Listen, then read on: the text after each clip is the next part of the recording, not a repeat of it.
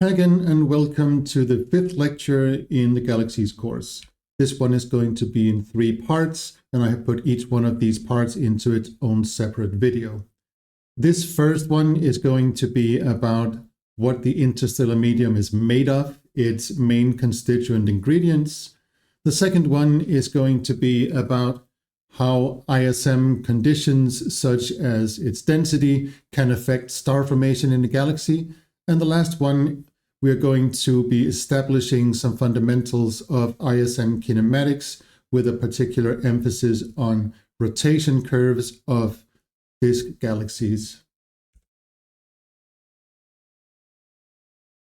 First, we have here an overview, like a cartoon overview of the Milky Way as a representative of a typical present-day universe star-forming galaxies. In the present universe, most star formation is happening in relatively quiescent galaxies, spiral galaxies such as the Milky Way. We established some of the main constituents, such as the stellar population being concentrated here in the bulge and in the so-called thin disk. We also see that there is a thick disk, which we saw some examples of in the last lecture, where we have a fainter, more fuzzy stellar population than in the thin disk. We also have a number of globular clusters, both within the disk and bulge, but especially outside it, out in the halo. We also have, which is not visible in this drawing, a more diffuse population of halo stars inside the halo. And we have some rogue neutral hydrogen clouds flying around here, ready to maybe one day collide with the disk of the Milky Way and spark more star formation. The galactic halo itself has an elliptical shape and is made up mainly of dark matter. Dark matter is collisionless and therefore does not form disks the same way that gas does, because that gas does collide, unlike dark matter. One of the main constituents of such a galaxy is, of course, its stars. A typical star-forming galaxy in the present-day universe has somewhere between 10 to the 6 and 10 to the 12 stars. That is, of course, such a large range of values that it barely even makes sense to talk about a typical value, but this is basically the span of values that we observe. We also observe a wide span of stellar types, spectral types, all the way from O stars and through the reddest M stars to white dwarfs. These stars typically have surface temperatures spanning from around 10 to the 3 to 10 to the 4 Kelvin, but the largest ones can get up to as much as 10 to the 5 or even a few times 10 to the 5 Kelvin as their surface temperature. Another very important constituent of such a galaxy is its gas phase ISM. This consists in turn of 3 different phases, which is the atomic, the molecular, and the ionized gas. Then we have dust mixed in with the gas. The dust consists of, again, of various ingredients. There are various flavors of dust grains. Some of them are made up of silicates, some are made up mainly of graphite, and some are little more than complex molecules called polycyclic aromatic hydrocarbons, or PAHs, which we have also gotten to know a little bit in earlier lectures. And finally, we have the dark horse in the room, the dark matter,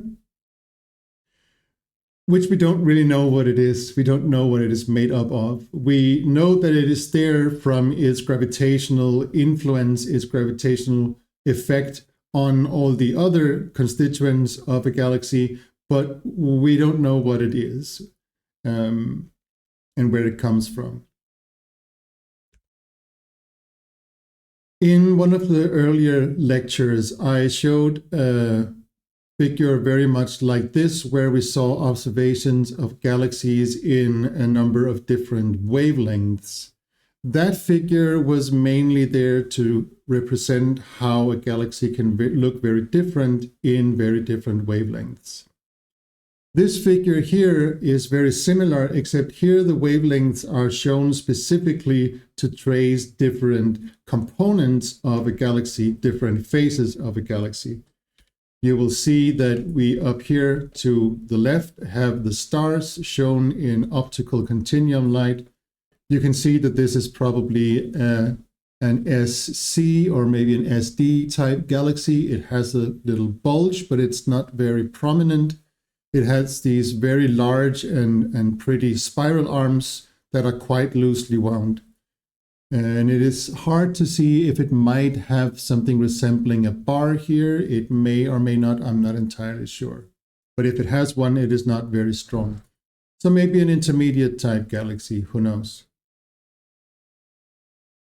Up here to the right, we have, and I should stress this is on the same scale of size as it is on the left panel. We have the neutral gas, and it is traced by 21 centimeter emission. Here we see that the gas reaches out to much larger extent than the stellar population does. There's probably a little bit of stars out here, but we can also see that they are so few and so faint that they don't pick up in these observations here. But in this one, it is pretty clear that the gas continues out way further than the stars do. It is also interesting to note how nicely and how neatly these spiral arm patterns continue way out beyond the outer reach of the stellar population, which goes to show that spiral arms are not just a stellar phenomenon, but is truly something that affects all the constituents or all the constituent parts of a galaxy.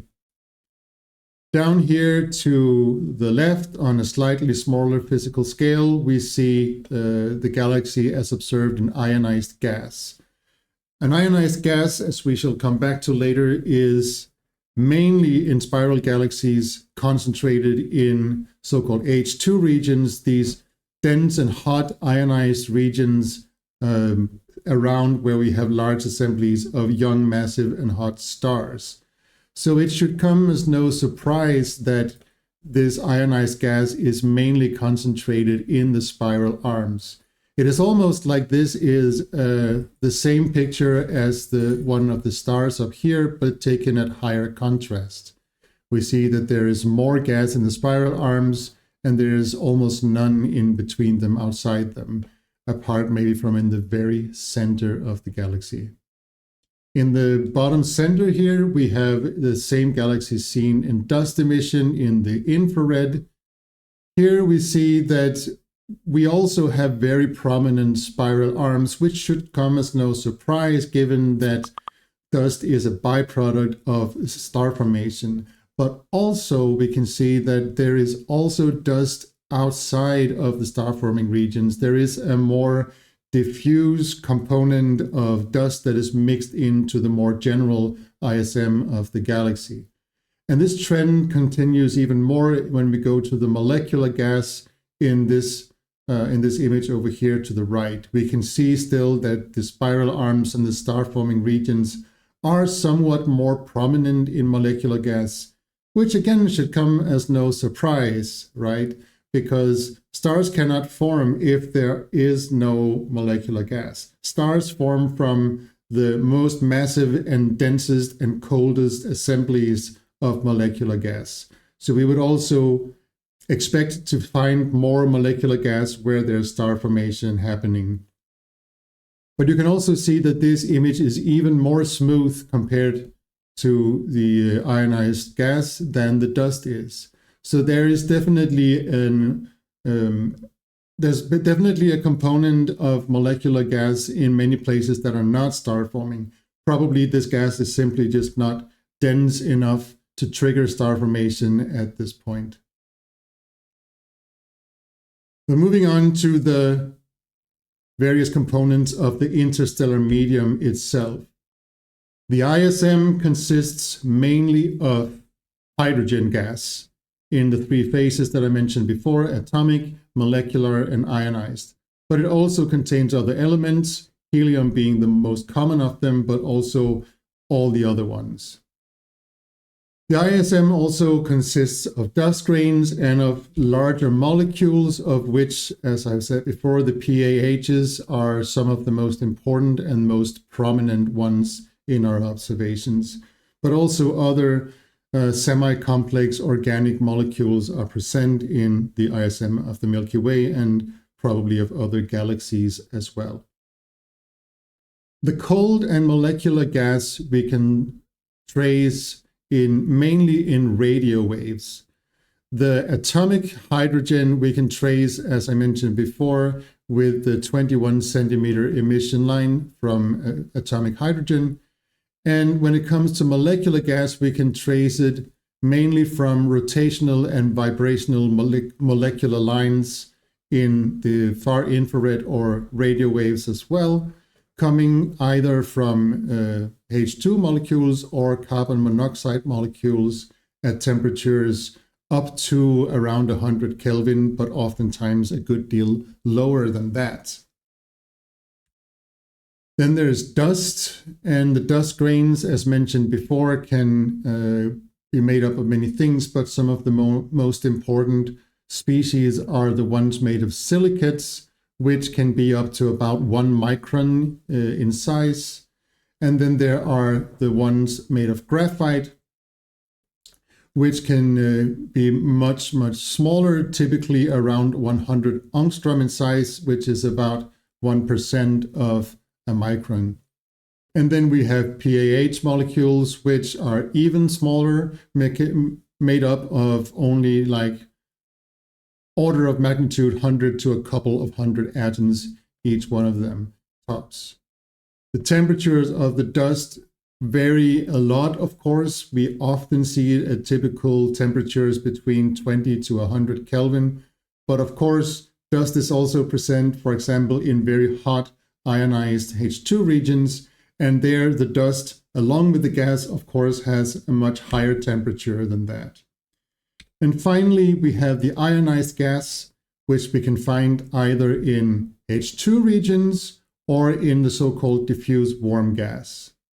The diffuse warm gas is not super prominent in star-forming galaxies and spiral galaxies, but it is quite important once we start talking about early type galaxies. So we will definitely come back to that at a later point.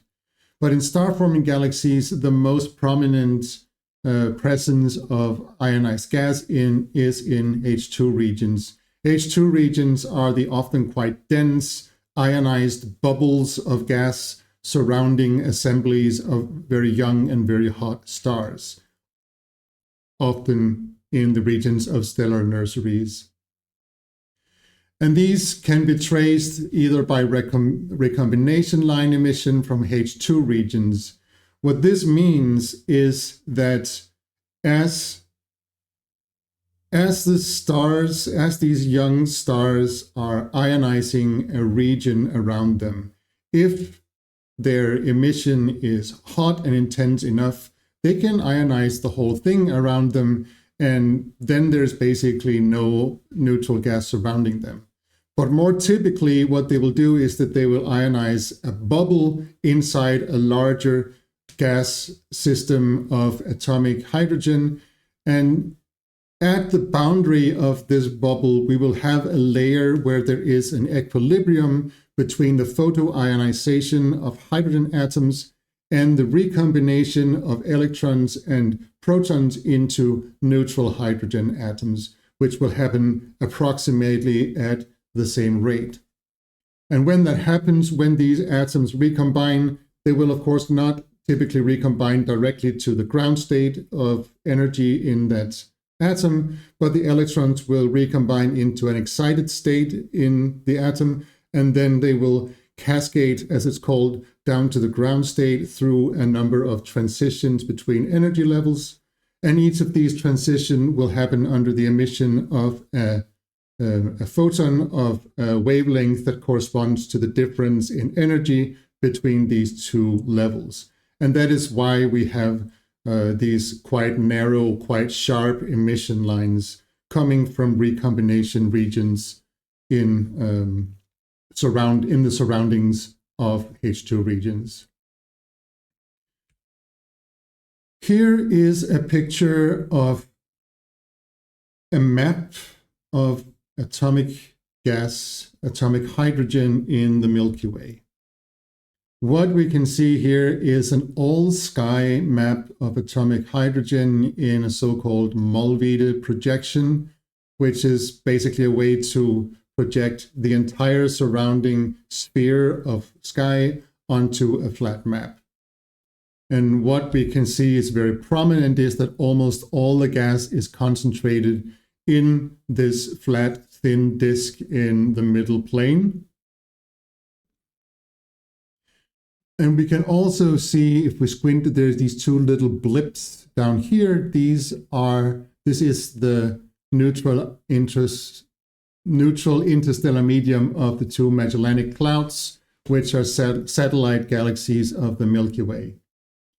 But if instead of looking at a linear intensity scale, we look at a logarithmic intensity scale, what we see is this, which is way more impressive than the old picture was. We can see that even though the majority of gas is indeed concentrated in the thin disk here, if we look at the very thin gas, we can see that there is a presence of that pretty much everywhere on the sky. And we can also see that not only can we see the gas in the Magellanic Clouds, we can also see the gas in the bridge, the tidal bridge that is drawn between these two galaxies, because these two galaxies are not only interacting with the Milky Way, but also with each other. And that means that we have this tidal bridge, as I mentioned, of stars and gas that goes between them, and which we can see in this view here. As mentioned before, we mainly measure the abundance of atomic hydrogen in galaxies like the Milky Way and other nearby galaxies by using the 21 centimeter line of neutral hydrogen. This line comes from the hyperfine spin flip transition of ground state atomic hydrogen. What happens is that if the hydrogen atom is in its very ground state, so it is at its lowest energy level, and there's alignment between, there's the right alignment between the orbital angular momentum and the angular momentum of the nucleus, then there can still either be an alignment or an anti-alignment of the spin of the electron and the spin of the nucleus. And there is an ever so slight energy difference between these two states.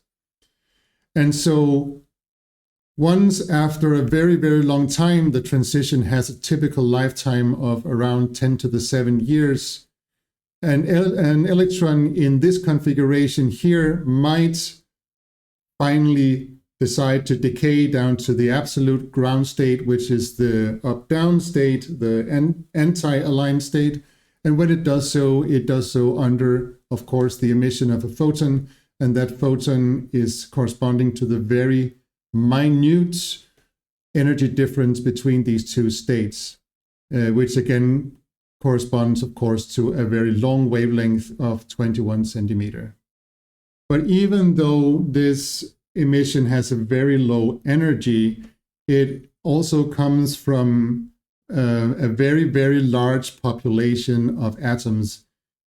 Neutral atomic hydrogen is the most abundant form of hydrogen in star-forming galaxies. I wrote galaxies here, but it should be with the modification that it is star-forming galaxies, because it is not very abundant in early type galaxies. And it is also, as you can see in this footnote, well, now you can see in this footnote, it is also not very abundant outside of spiral galaxies.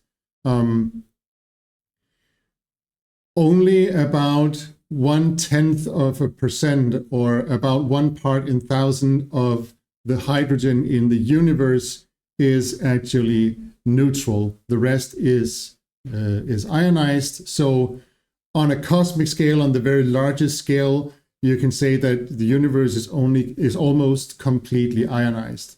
But inside star-forming galaxies, H1 is the most abundant form of hydrogen.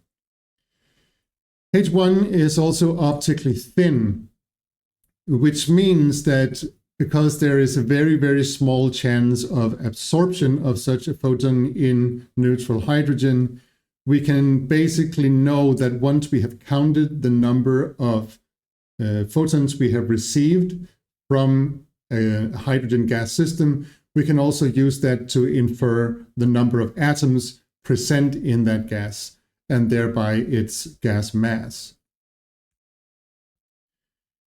As we saw before in the figure of the multi-panel figure of the galaxy, atomic hydrogen is a good deal more extended than stars. We can see here that the typical radius of H1 is about twice the so-called divocular radius, which is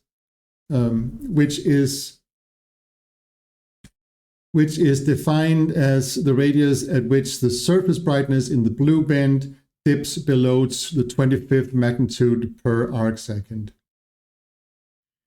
Given that it's observed in radio, observations in radio can be difficult to get a very good spatial resolution from this gas, which is only partially true because you can actually get a spatial resolution from radio interferometry that is way superior to what you can get from optical light. But in order to get that, you need to have a very, very bright source, which we oftentimes don't have. So we do sacrifice spatial resolution somewhat when observing things in radio waves, but what we get back is that we get very high accuracy in the velocities of the gas. Here is an example.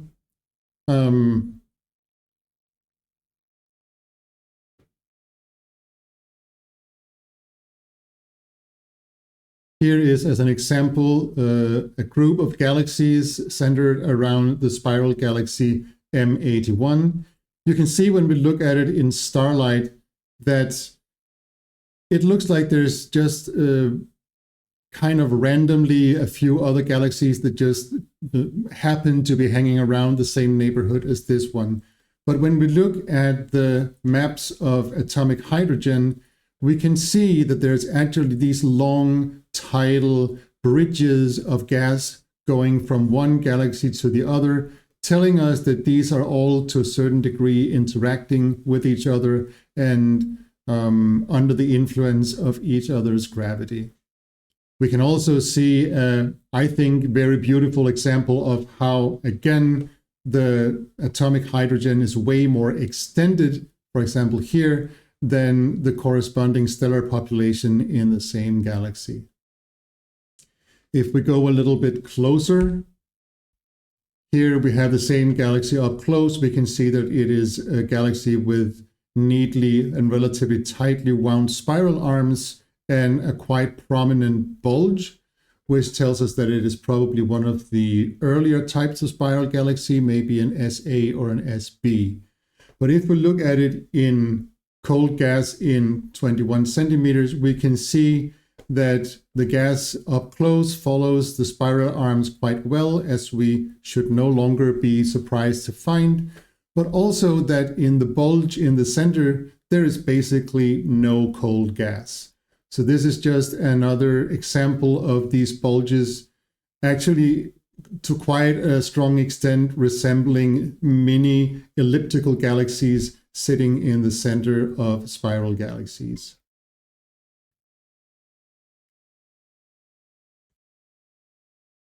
As mentioned before, we can get very high velocity accuracy with 21 centimeter emission.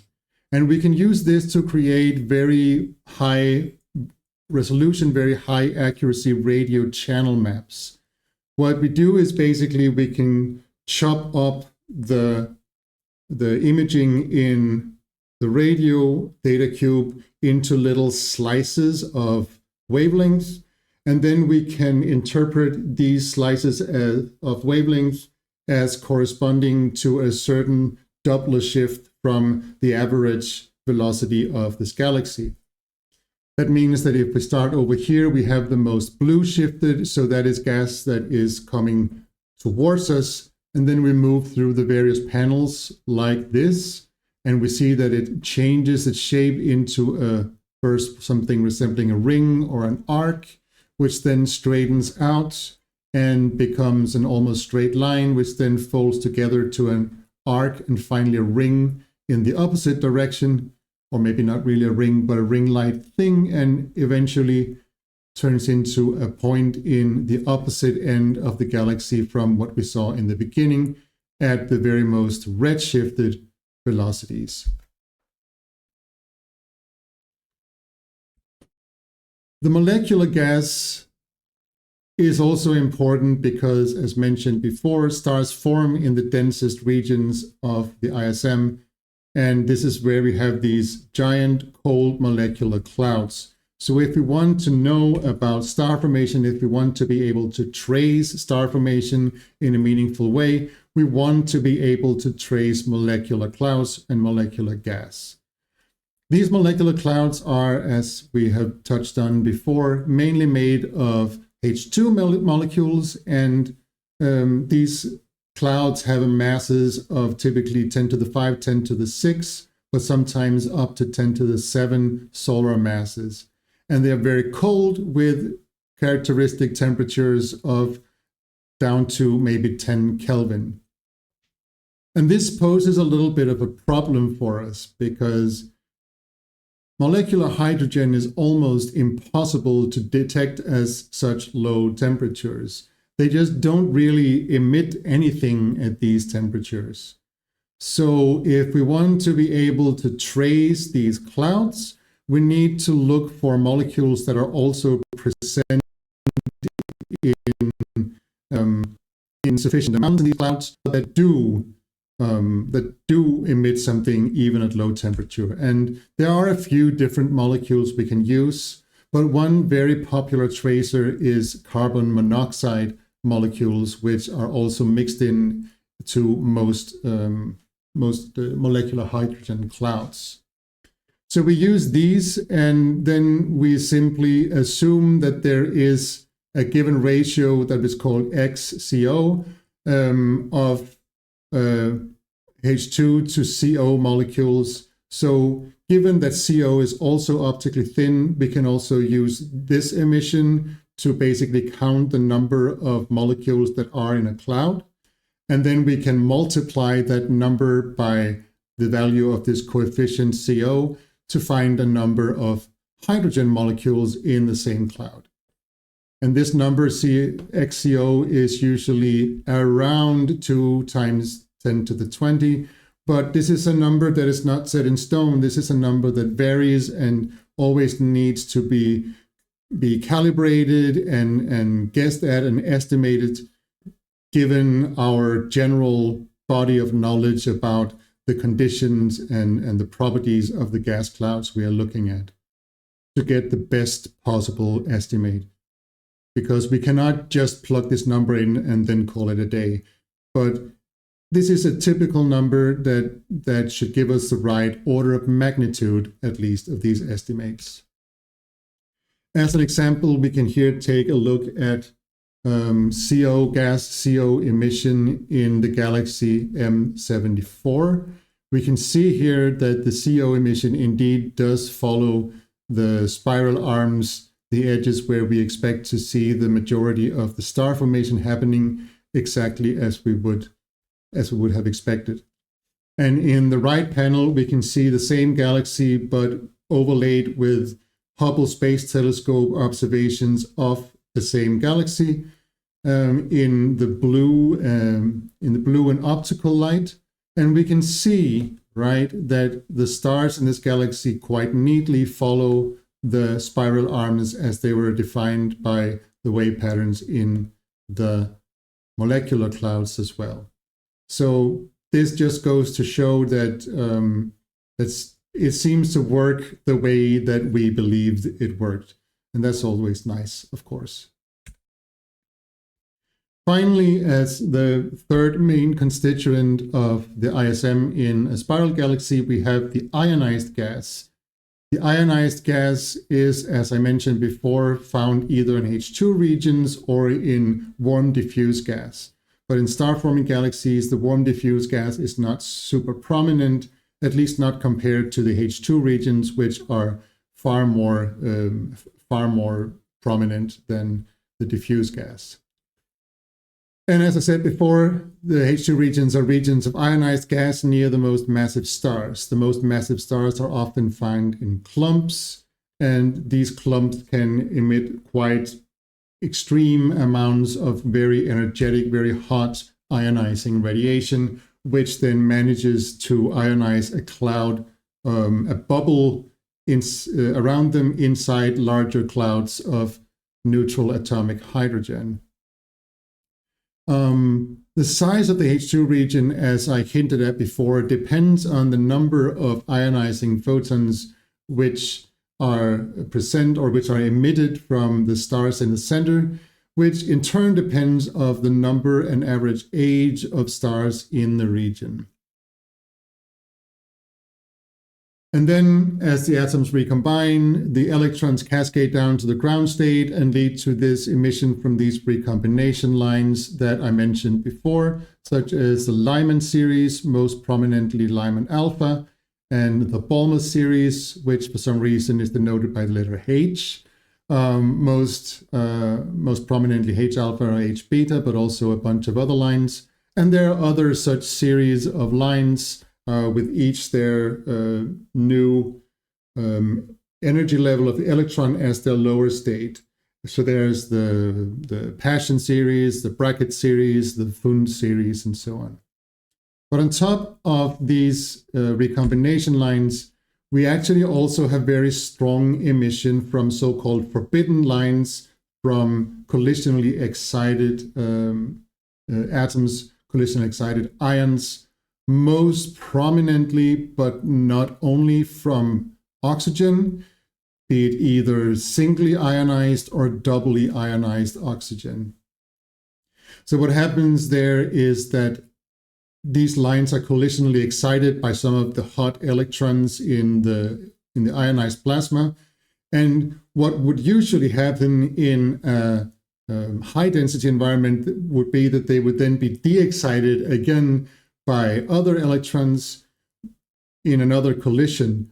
But in a very low density environment, this just doesn't happen. So they can sit around in this upper level for a very long time before they finally do decay through a normal transition in what we usually call a forbidden lines. But in quantum mechanics, forbidden lines are never completely forbidden, right?